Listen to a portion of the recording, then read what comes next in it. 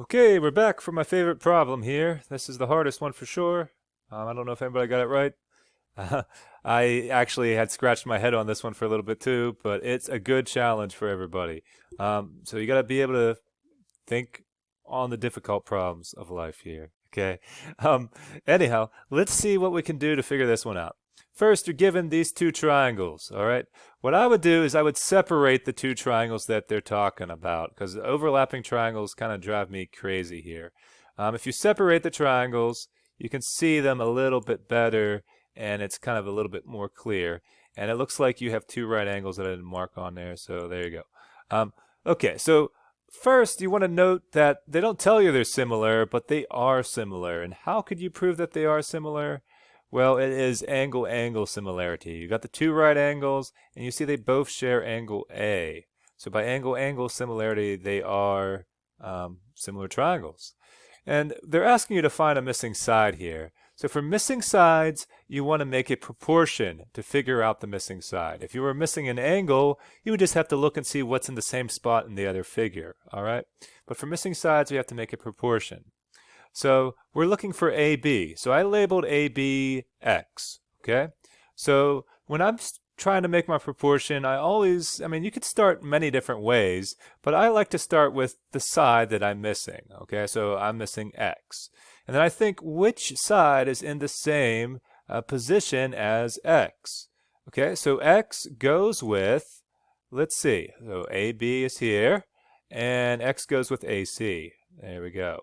All right.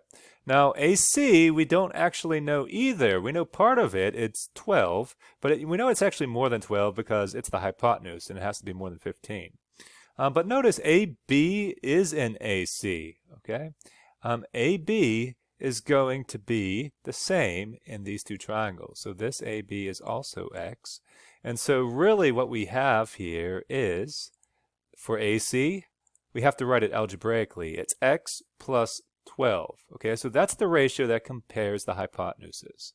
Now, what else do we know? Well, we don't know AE, but we can figure out AE because we know the whole bottom here is 15, and we know part of it's 9, so AE is 15 minus 9, so that makes it 6.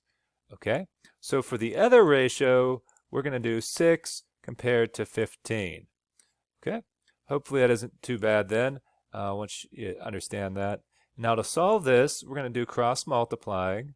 So this is a little bit harder to cross multiply because you actually have to be careful. So you're multiplying 15 times x. All right, so we have 15x equals 6 times x plus 12. Now it's not just 6 times x plus 12, it's 6 times the quantity x plus 12. All right, it makes a difference because you're not multiplying just 6 and x, you're multiplying 6 and this whole thing here. So you have to use parentheses. All right, so you would do distributive property. 6 times x is 6x, 6 times 12 is 72. And then you'd have to isolate your variable. So subtract 6x next from both sides. And then you can hopefully solve it from there to get the right answer for this one. Okay, let's look at number 5 here. Okay, so once again, you're given two triangles. They don't tell you they are similar. What is the measure of angle Q? Okay, so looking at these triangles, I can tell this one doesn't look like it's oriented the same way as the other one. Okay, so what I did is I redrew it so that it was the same way. Now, how did I know it wasn't oriented the same way? Look at the letters. Okay, so you see P, it matches up with S. Okay, so that looks like it's okay. But if you look at what's next, Q is on the top here, but T should be next on the other one, but it's on the bottom. Okay, so that tells you that this one is like kind of flipped over. And so it's good to flip it back over and redraw it. So I redrew it so that T is in the right spot and U is in the right spot. So really, you don't really want to pay attention to this figure because it can trick you up a little bit. All right, so we're looking for Q now. So Q is up here. So Q is actually going to be the same thing as T, but we don't know what T is either.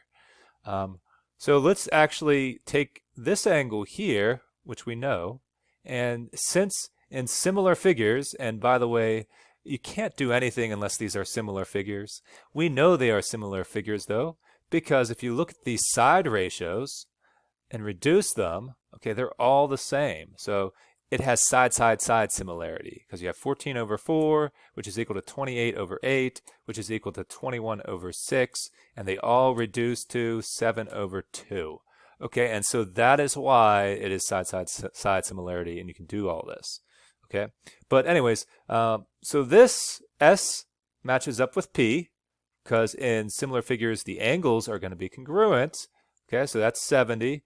U is actually going to be 46, but we don't really need to know it because we could figure out Q now by subtracting 180 in a triangle. We know the other two angles, minus 70, minus 76, and that's equal to Q. So I'm not going to do that. You have to do that on your own. But all right, hope that helps you.